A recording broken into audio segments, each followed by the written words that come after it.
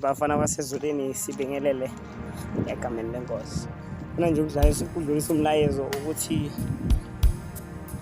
ungathi ngoba labantu obukade uhamba nabo usutholile futhi abasiko right bese usuzwa ngazuthi ukhetha kabi empilweni. Akusikona ukukhetha kabi, khumbula kahle program ukuthi Jesu kwaye kwaba nesikhathi lapho khona ayohamba nabo Petro, wahamba nabo Judas, babafundi bakhe. Kodwa into ebesiyenzeka lapho ukuthi bathi basahamba wamtshela Jesu, watshela Peter ukuthi wena uzongiphila. Lokho ukuthi nawe there are people ozophila nabo namhlanje konke kuhambe kahle, but kusasa bazokuphila.